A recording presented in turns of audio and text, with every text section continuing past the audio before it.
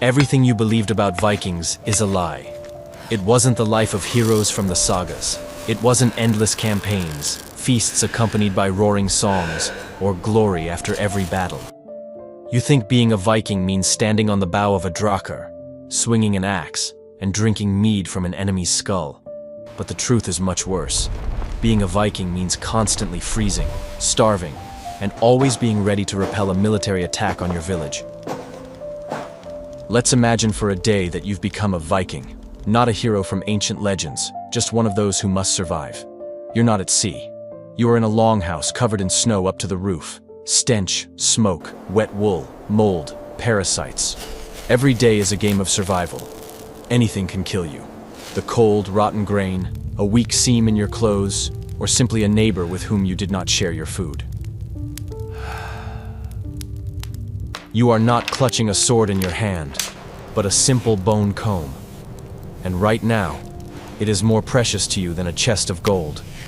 See it through to the end, and you will see the invisible force that actually kept the Viking world afloat. The real battle begins here.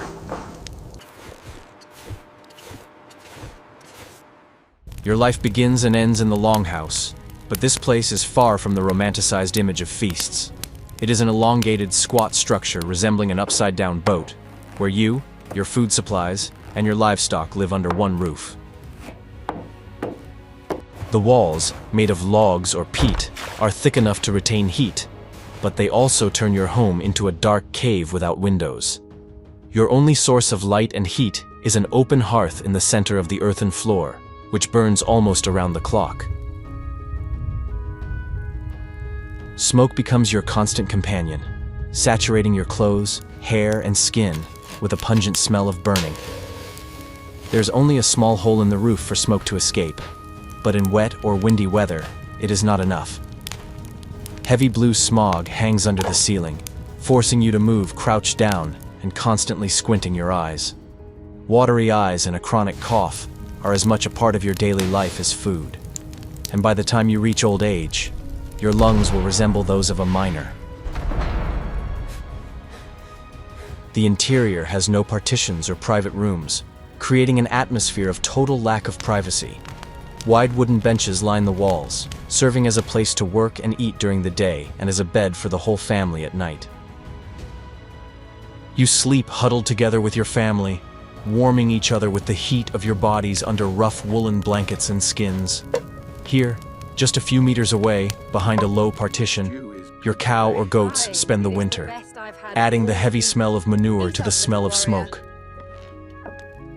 The darkness inside the house is so thick that even during the day, you have to work by touch or burn precious fat in lamps. Women spin and weave, sitting as close to the fire as possible, damaging their eyesight in an attempt to see the thin threads. Every household item has its place, because it is useless to look for it in the dim light. Soot covers the beams, utensils, and your face, becoming a second skin. Dampness rises from the earthen floor, which freezes in winter and turns into sticky mud in spring if you don't cover it with fresh straw. The straw, in turn, quickly becomes home to fleas and other small parasites that give you no peace day or night. Your struggle with everyday inconveniences is a daily routine that leaves no time for rest. The sounds in the house never subside. The crackling of the fire, coughing, conversations, the mooing of animals, and the creaking of wood create a continuous hum. In such a space, you cannot keep a secret or hide from prying eyes, which shapes your special collective consciousness. You do not think of yourself as an individual. You are an integral part of the clan living in this smoky ark. Cooking over an open fire requires tremendous skill and patience from women, as the temperature can only be regulated by raising or lowering the pot. They spend hours in the smoke, making sure that the precious food does not burn or disappear. Huge pots hang on chains covered with layers of soot, symbolizing the center of your community's life. It is in these harsh conditions, amid smoke and cramped quarters, that your character is forged, capable of withstanding sea voyages. If you have been accustomed to sleeping on a hard bench and breathing smoke since childhood, you are not afraid of the hardships of the open sea. For you, the longhouse is not a fortress. but a school of survival that you have been attending since birth. Could you live for at least a week in a room where there is never any fresh air and personal space is non-existent? I'm interested to hear your point of view. What do you think about such a price for warmth? Write about it in the comments. Don't forget to subscribe to the channel so you don't miss the next dives into history. The taste that haunts you from birth to death is the taste of salt, smoke, and sour whey. Fresh food is an unaffordable luxury for you, available only for a short time of the year. Your main task is not just to obtain food, but to preserve it for the long winter months when the ground becomes hard as rock. A mistake in preservation means not just a ruined dinner, but a real threat of starvation for the whole family by mid-February. You harvest meat and fish on an industrial scale, using wind and cold as your main tools. You hang cod on huge wooden frames, where it dries in the icy wind until it becomes as hard as a stick. Such fish can be stored for years, but before eating it, you have to spend hours beating it with a hammer and soaking it. This is food that requires effort even to chew. Another way to preserve food is smoking, which turns meat into tough, soot-blackened chunks. You hang hams and sausages in the smoke of a longhouse, where they slowly soak up bactericidal substances. The taste of such food is sharp and heavy, but it gives you the energy you need for hard physical work. But your most amazing method is the use of sour milk whey as a preservative. You immerse boiled meat in huge barrels of whey, where it marinates and acquires a specific sour taste. This method allows you to store food without expensive salt, using natural fermentation processes. Grain is precious to you, and your bread is nothing like the fluffy rolls of the future. These are flat, hard cakes made from barley or rye, often mixed with ground bark or peas for volume. You bake these cakes on hot stones or pans, and they require strong teeth and a healthy stomach. You rarely drink milk because it spoils quickly, so you immediately process it into butter, cheese, or skyr. Skyr, a thick, fermented milk product, is the basis of your diet, replacing both yogurt and cottage cheese. You store it in wooden vats, where it can remain edible throughout the winter. Vegetables such as cabbage, onions, and peas are only available to you in season, and you try to dry or ferment them for the winter. You have almost no fruit, except for wild berries and apples, which are also dried. There is a catastrophic lack of vitamins, and in the spring you often suffer from scurvy and exhaustion. Hunting and fishing are not sports for you, but hard daily work necessary to replenish your supplies. Seals and whales provide you not only with meat, but also with valuable fat, which you use for lighting and lubrication. Every calorie obtained in the forest or sea is paid for with your sweat and risk. The feasts described in sagas are rare events designed to strengthen social ties and demonstrate the generosity of the chieftain. On ordinary days, your diet is meager, monotonous, and strictly rationed by the mistress of the house. Your ability to stretch a sack of grain until the new harvest is valued more highly than your skill with a sword. Do you think you could survive the hunger gap in the spring when the old supplies are gone and the new ones have not yet grown? You will learn the truth about a material that you value more than steel. You are used to thinking that your strength lies in chainmail, but in reality, your life depends on sheep and their wool. Fabric production is such a labor-intensive process that it takes your tribe longer to make a single sail than to build the ship itself. Women spend thousands of hours at spinning wheels and looms, creating the very armor that protects you from your greatest enemy, the cold. Wool is a unique material that can keep you warm even when completely wet. You wear layers of clothing, a linen shirt next to your skin, topped with a woolen tunic and thick pants. Unlike other fabrics, wool retains your body heat, creating a microclimate that saves you from hypothermia on the open sea.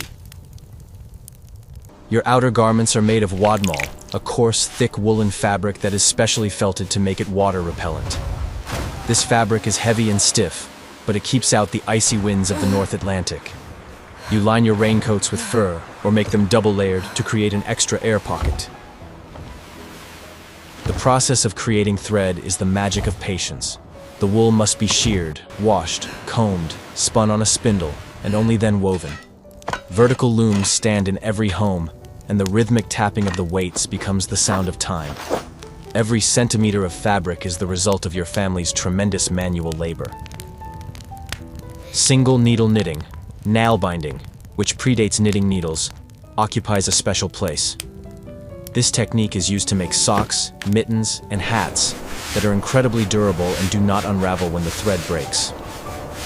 The tight knit protects your fingers from frostbite when working with wet ropes and oars.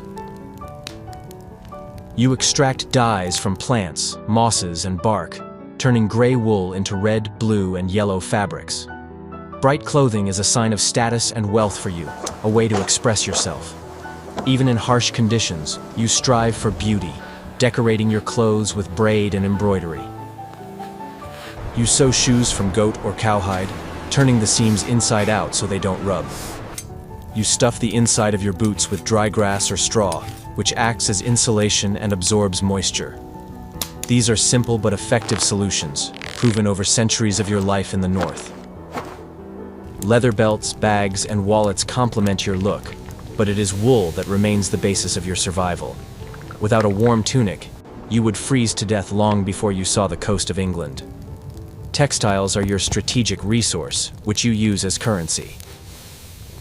Caring for your clothes also requires effort. You clean, mend, and cherish them like the apple of your eye. You don't throw away worn-out items, but use them for rags or insulation for cracks in the walls. The life cycle of wool is endless, just like the life cycle of your clan. This soft armor does not clang or shine in the sun, but it is what allows you to conquer the northern seas. Did you like the story about woolen sails? Don't forget to like it if you found this fact surprising. You are cleaner than many Europeans of that time. The image of a dirty, unkempt savage in animal skins is a persistent myth created by your monk enemies. They deliberately demonize you, attributing all possible vices, including sloppiness, to you out of fear of your raids. However, impartial findings in your grave tell a completely different story. Personal hygiene items are found even more often than weapons or jewelry. Tweezers, special ear cleaning spoons, razors, and, of course, your famous combs are an integral part of your personal kit. As a free man, you carry these items on your belt or in a pouch so that they are always at hand. Your well-groomed appearance is a sign of respect for those around you and an indicator of high social status. For you, a comb is not just a piece of carved bone, but a complex work of applied art. You painstakingly assemble it from separate plates of durable deer antler and fasten it with bronze rivets. You often decorate such combs with intricate carvings and store them in a special hard case so as not to break the teeth. Losing a comb is considered a serious misfortune for you, because making a new one is difficult and expensive. Regular combing of long hair and beards is your daily ritual, mandatory for every man. This helps you not only to look neat, but also to comb out dirt and parasites. The sagas often mention how you groom yourself before important events or pyres. Saturday in your language is called Laugardagr, bath day. This name will remain for centuries, reminding us of your traditions. Once a week, you always heat up the bath, wash with hot water, and steam. You use a special lye made from wood ash and fat as soap. This frequency of bathing is unheard of for many other peoples of medieval Europe. Foreign ambassadors note with surprise your strange habit of constantly washing. For you, however, bodily cleanliness is the key to health and the favor of the gods. You take great care of your clothes, changing them whenever possible and washing them regularly. Laundry is done in rivers or large wooden vats, and it is hard work for your family. The cleanliness of your linen underwear is considered a sign of prosperity. Untidiness and bad smell can be a reason for malicious ridicule.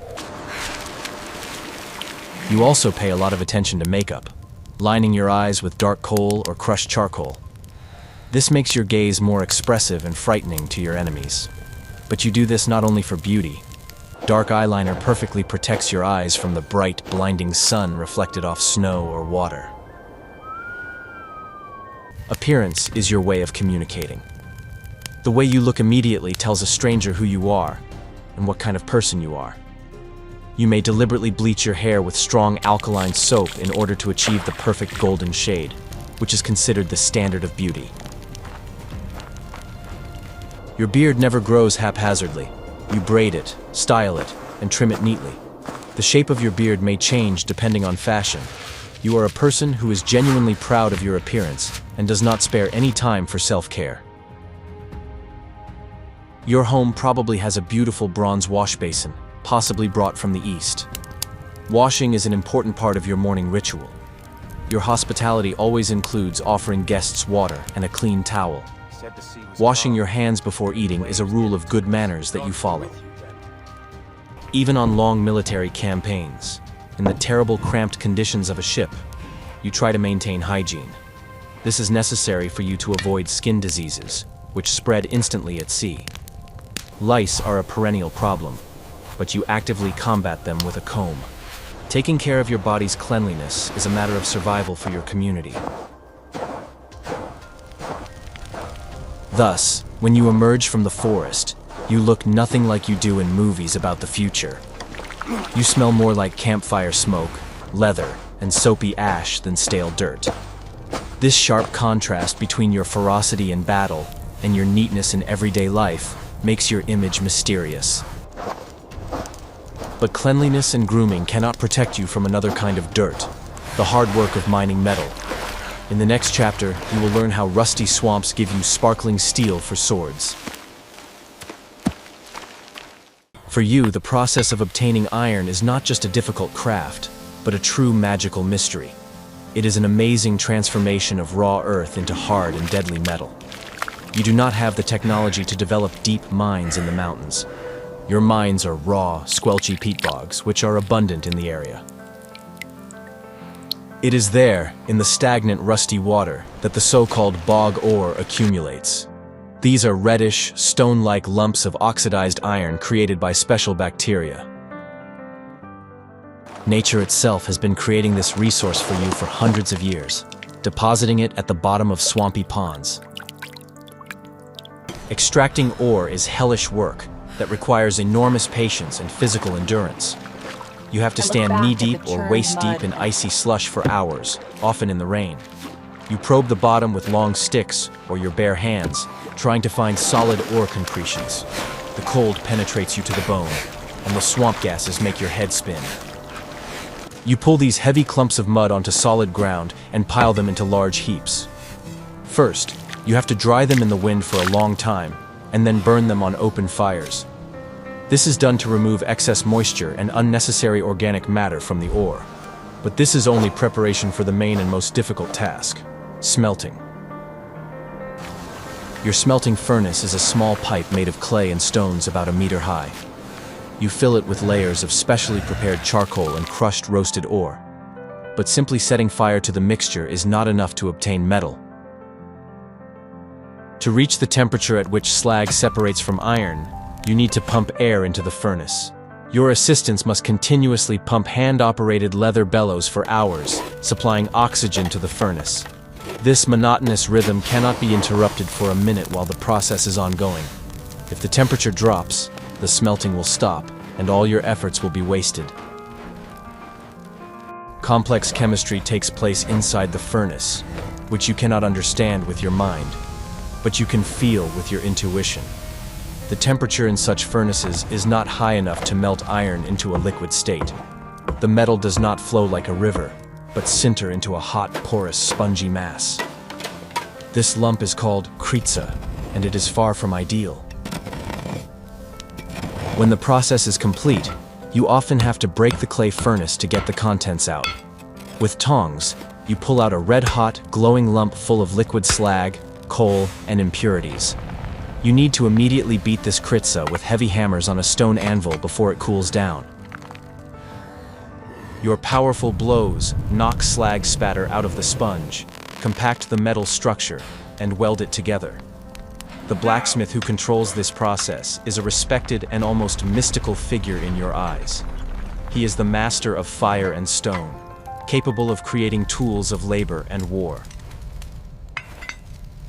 The iron you obtain is soft, uneven, and low in carbon. You have to heat it repeatedly, forge it, and layer it to improve its quality.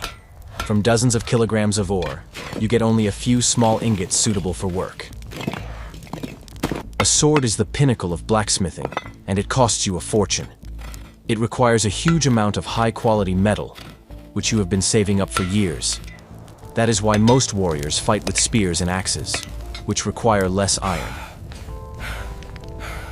You also need to stock up on huge amounts of coal for smelting in advance. To do this, you dig coal pits in the forest and slowly burn mountains of wood without access to air. The forests around your settlement are rapidly thinning, turning into wastelands. In your era, iron is not worth money, but destroyed forests and liters of human sweat. Every nail in your drakkar, every knife and every arrowhead is literally born from the mud of the swamp. You treat metal objects with great care because replacing them is not easy. The loss of a simple knife or a working axe is a real tragedy for your family. Tools are passed down from father to son as the greatest treasure. Knives are worn down to needle-thin strips from constant sharpening, but they continue to serve. This swamp iron is a living material with its own character. Tools are passed down from father to son as the greatest treasure. Knives are worn down to needle-thin strips from constant sharpening, but they continue to serve.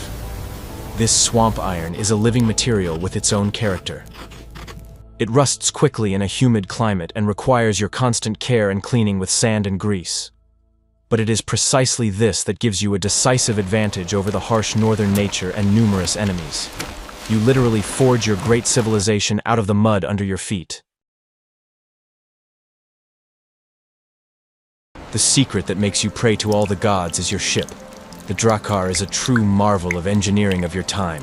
Agile, predatory, and incredibly fast. But for all its virtues, it offers you no protection, even the most primitive, from the raging elements. It is simply a wooden shell open to the winds, in which you are lost in the midst of a furious and endless ocean. There are no cozy cabins, no dry holds, or even simple shelters where you could hide.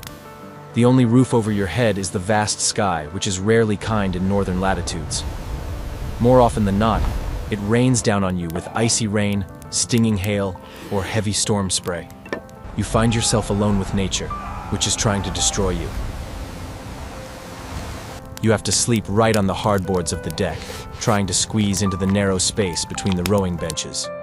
You wrap yourself in a thoroughly wet sleeping bag made of sheep or cow skins. These bags, called hudfat in your language, quickly become saturated with moisture and begin to rot, but at least they retain a little warmth. Often you sleep in pairs, warming each other with your breath so you don't freeze to death in your sleep. The icy seawater constantly splashes over the low sides of the ship, even in light waves, flooding your belongings and supplies.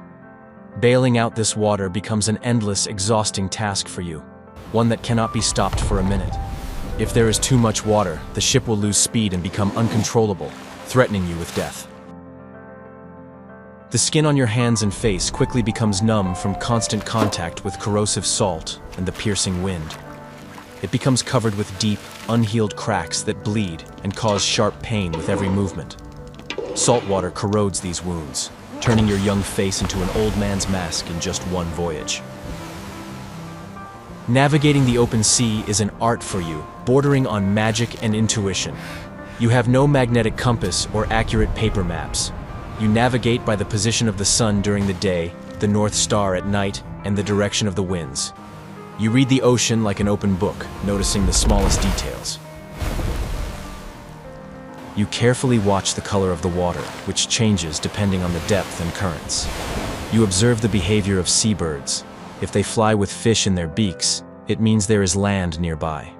A mistake in setting your course by just a few degrees can be fatal for the entire crew. You may miss the right island and drift into the endless, deadly emptiness of the Atlantic.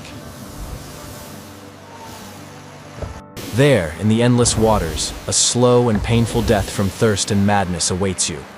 The legendary sunstone, a crystal of Icelandic spar, may help you find the sun in cloudy weather, but the main tool remains the vast experience and memory of your helmsman. He must memorize the contours of the coastlines, the nature of the currents and winds. He keeps a mental map of the vast world in his head. The responsibility for your life weighs on him heavier than the gloomy, leaden sky above. One wrong decision by the leader means the end for everyone. Food at sea is extremely cold, sparse, and very monotonous. The basis of your diet is rock-hard dried cod, which must be soaked for a long time or beaten with a hammer. You eat rock-hard crackers and drink water from wooden barrels. The water in them quickly goes bad, acquiring a musty smell of rot and slime. To somehow mask this taste, you often add sour milk or whey to the water. You can only dream of hot soup or roasted meat for weeks on end. Lighting an open fire on a tarred wooden ship stuffed with sailcloth would be pure madness. The cold penetrates deep inside, into your bones, and stays there forever.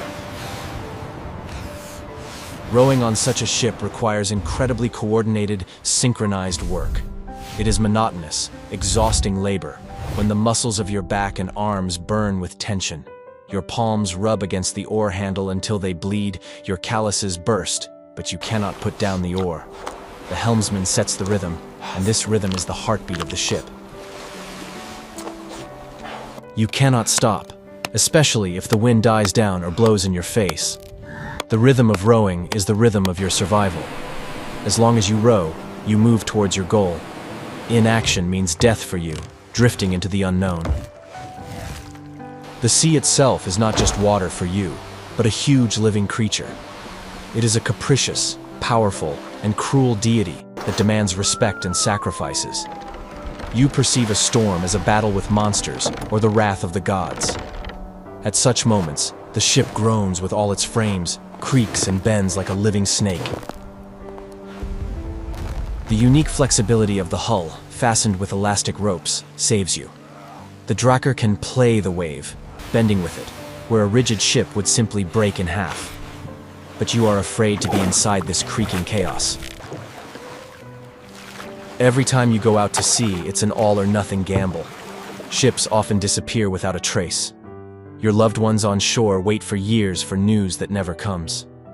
If you do return, you are a man who has looked into the darkest abyss and survived. This constant proximity to death makes you a hardened fatalist. You know for sure that the day of your death was predetermined by the Norns at birth. You believe that the sea cannot take you before your time. This belief gives you an icy calm amid the roaring waves. Do you think you would have the courage to get into an open boat and sail into the unknown with only the sun to guide you? In the next chapter, you will learn that what is more frightening to you than death at sea is becoming an eternal outcast in your own land. The most terrible and cruel punishment in your world is not a painful death penalty, but complete exile. Death for you is only the end of the journey, often heroic, but exile becomes endless torture while alive. Your society is based on strict laws and the principle of collective responsibility of the clan. You exist only as part of a complex network of family ties, friendships, and obligations. Becoming an outcast, known as a skoganger, or man of the forest, means ceasing to be a person in the eyes of the law and society. It is your social destruction, the erasure of your identity from the world of the living. The decision to impose such a punishment is made at the Thing, a general assembly of the entire district. It is a grand and noisy open-air event where you and other free people vote by banging your weapons loudly on your shields. Here, on this sacred field, neighborly disputes are publicly resolved, trade deals are made, and harsh sentences are pronounced. In your time, the law is not written down in thick books, but is kept in the memory of a special person, the law speaker. He sits on a platform, often on a sacred rock, and recites ancient rules from memory before you and all those gathered. His word is law, and it is useless to argue with him. If you are declared an outlaw, you instantly lose all civil rights. From that moment on, anyone you encounter can kill you with complete impunity, like a wild animal.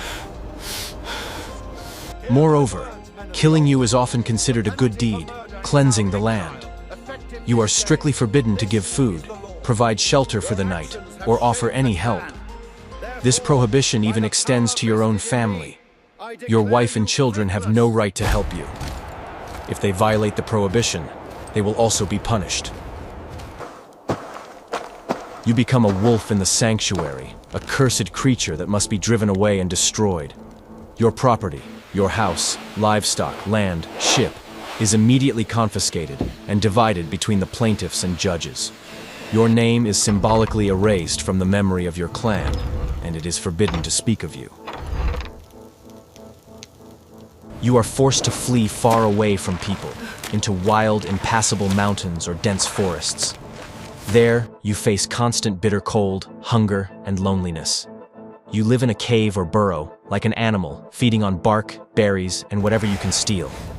Often, you join gangs of other desperate people who have lost their human form. These gangs are extremely dangerous, cruel, and live exclusively by robbery and violence. But more often than not, alone, you simply perish from the harsh nature, disease, or the teeth of predators. Deprived of the support of your kind, you are practically doomed to death. Your entire legal system is based on the concepts of honor and material compensation. You do not necessarily take revenge with blood for murder or injury. Often you can pay with vergeld, the price of a man. Each member of your society has a clear price, expressed in silver or livestock. A slave has one value. You, a free farmer, have another, much higher, and a noble jarl has a third.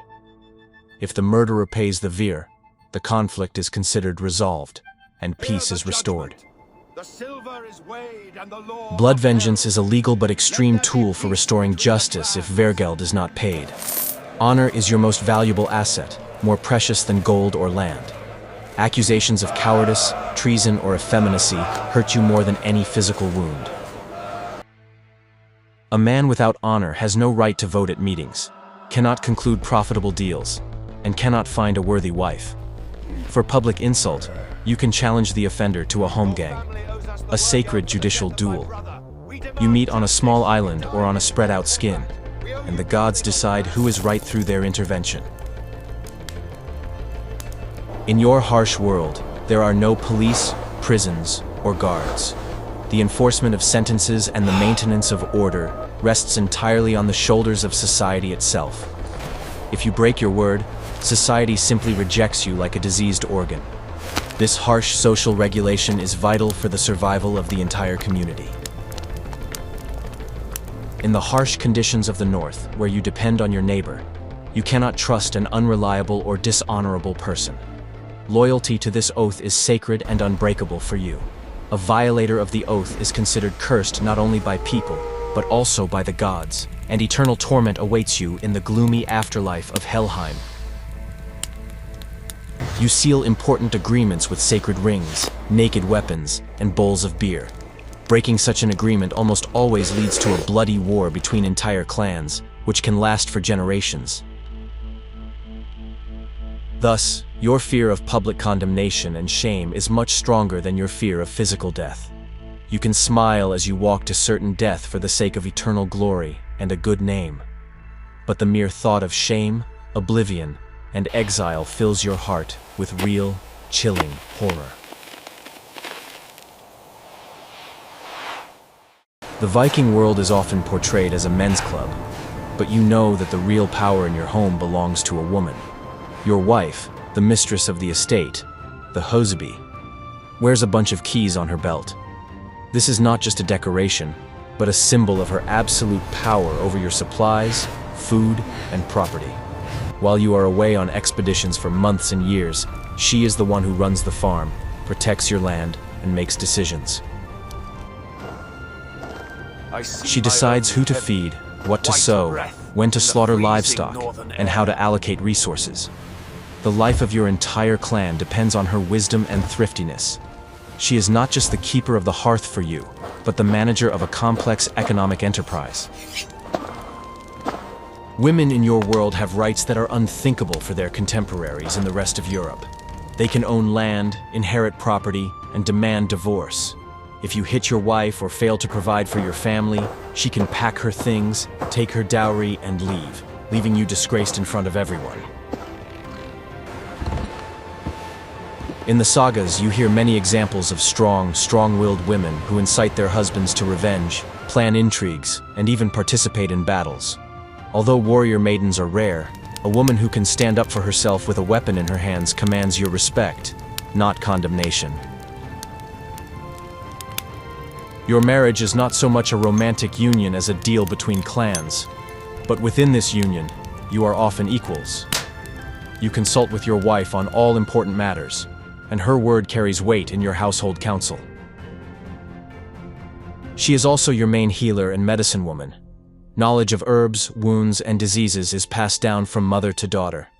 In your world without doctors, it is the hands of the mistress that sew up your wounds, set your bones, and brew medicinal decoctions. The textile production managed by your wife is the basis of the economy. The woolen fabrics she produces are exported and used as currency. She literally weaves your family's wealth. The death of the mistress is a disaster for your home. Often you bury not only jewelry with the woman, but also her tools, keys, and even weapons, recognizing her high status. Thus, behind you there is always a woman who has provided you with a ship, clothing, and food. Without her invisible but titanic labor, your era simply would not have happened. Winter in Scandinavia is not just a change of season for you, but a real test of darkness and deadly cold. The sun practically disappears from your sky, appearing only for a couple of hours as a dim spot on the horizon. When deep snow covers all roads and trails, the world becomes impassable on foot. The only way to get around and survive at this time is on skis. You consider them a great gift from the gods, allowing you not to sink into the white silence. You even worship a special god, Ul, who is the patron of all skiers and bow hunters. Your skis are very different from the sports equipment that will appear in the future. They are a complex engineering design, designed for efficiency rather than speed. Often, your skis are of different lengths. One ski is very long, up to 3 meters, and is designed for smooth gliding. The second is much shorter and often covered with fur on the bottom. This short ski is used for powerful push-offs, working like a kind of scooter. The fur prevents the ski from sliding backwards when climbing uphill, as the pile catches on the snow. This allows you to pursue moose and deer in the deepest and loosest snow. You drive heavy prey to a place where the animal sinks and cannot run, becoming an easy target. Hunting on skis is not a sport for you, but an essential way to obtain fresh meat in winter. In winter, life in your settlement slows down noticeably, but never stops completely. It is a special time for household chores, crafts, repairing equipment, and of course, storytelling. The longhouse, where people and livestock live under one roof, is always smoky and crowded. By the dim light of the open hearth, women spin wool, while you carve wood or repair weapons. It is during these long evenings that you listen to the elders and skalds recount sagas of great gods and ancient heroes. They pass on the history of the clan, laws, and morals to the younger generations, who listen with bated breath. Oral tradition is your living library, replacing books and schools. Every word of the storyteller is engraved in your memory, shaping your worldview. However, the endless darkness of the polar night weighs heavily on your psyche. You sincerely believe that in winter, the thin line between the world of the living and the world of the dead becomes extremely thin. It seems to you that trolls, the living dead Draugr, and evil spirits are closing in on human dwellings. You perceive every creak of snow or howl of wind in the chimney as the voice of the other world. Your fear of the dark is absolutely real and palpable. It hangs in the air. The fire in the hearth is your only protection and sacred center, driving away what lurks in the darkness of the night. You consider it madness to go outside without a torch or weapon. However, the cold also has its advantages. Ice freezes the water, and rivers turn into convenient roads. Frozen lakes and riverbeds become ideal, smooth tracks for sleds carrying cargo. You also love skating, which you do on skates made from polished tubular bones of large animals. You attach these bone skates to your shoes with leather straps, and skating on them requires considerable skill. You take good care of your transportation. You even shoe your horses with special studded horseshoes. This allows your horses to run confidently on clean ice without breaking their legs and pulling heavy sleds behind them. The winter route across the ice is often faster and straighter for you than the summer route through swamps and forests. Midwinter is the time of Yule, the great festival of the winter solstice and the turning of the year. During these days you hold lavish feasts, slaughter livestock, and brew strong beer. You celebrate to ritually drive away the darkness and magically summon the sun's swift return. It is your feast during the plague of cold, a bold act of defiance against death and darkness. Your survival in winter requires enormous pre-prepared supplies of dry firewood. Preparing fuel is hard work that takes up all your free time in the fall. You chop wood, carry it, and split it, stacking it along the walls of your house for extra insulation. If you suddenly run out of firewood in the middle of winter, it will be a death sentence for you. Your longhouse will quickly cool down without a fire and turn into a veritable ice tomb. You will have to sleep huddled together with others, warming each other with your bodies to survive the coldest nights. Your ability to not only passively survive the winter, but also to use its advantages for hunting and movement, is key. It is this skill that makes you a true master of the North, unbroken by nature. Snow and ice are your native elements, not obstacles.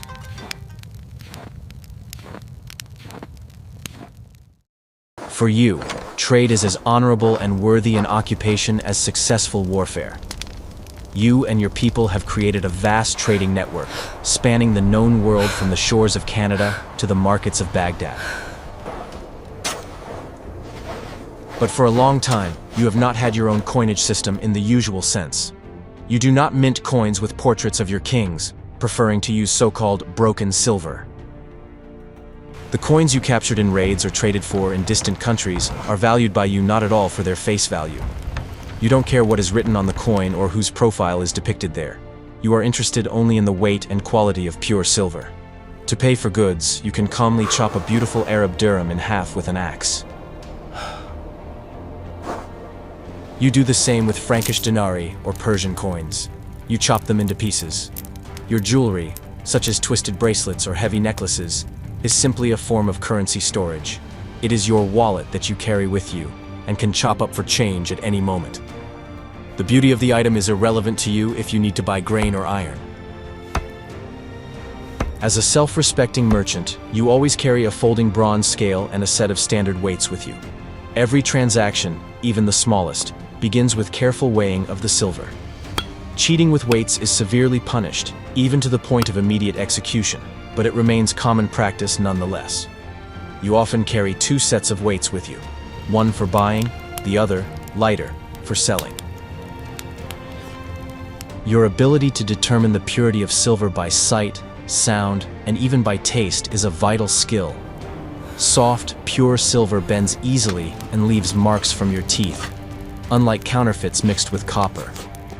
You must be an expert in metals to avoid being taken advantage of. You trade in literally everything that can bring profit in your harsh land. You bring precious sable and marten furs, carved walrus bone, honey, wax, and sunny amber to the south. But unfortunately, the most popular and profitable goods for you are still living people. Slavery is the dark but powerful foundation of your thriving economy. The living cargo you capture in brutal raids on the coasts of England or Slavic lands is sold by the thousands. The slave markets in Dublin, Ireland, and Hedeby, Denmark, are the largest in Europe, bringing you enormous profits. You sell slaves for hard labor, or send them further east to the Caliphate. Here, at the market, your mortal enemies of yesterday, with whom you may have fought at sea, stand at neighboring stalls. You peacefully bargain with each other for a piece of colored silk or a bag of salt. The thirst for profit makes you forget about blood feuds and political differences for the duration of the fair. I look out across the cold This insatiable desire for wealth and new unique goods pushes you further and further from home. It is the thirst for silver, not just curiosity, that is your main driver of progress. It compels you to build more sophisticated, faster ships and discover new, dangerous routes across the ocean. You have seen the world of the Vikings not through the prism of bloody battles, but through the calluses on your hands, the smoke of the hearth, and the glitter of chopped silver. This is a life at the limits of human capabilities, where every day is a small victory over nature. Your strength lies not only in your axe, but also in your ability to adapt, create, and survive where others would perish. Which fact about your life struck you the most? Was it woolen armor or perhaps your obsession with cleanliness? Suggest a topic for the next historical immersion you would like to experience in the comments. And of course, subscribe to the channel so you don't miss any new discoveries. We have many more stories ahead of us.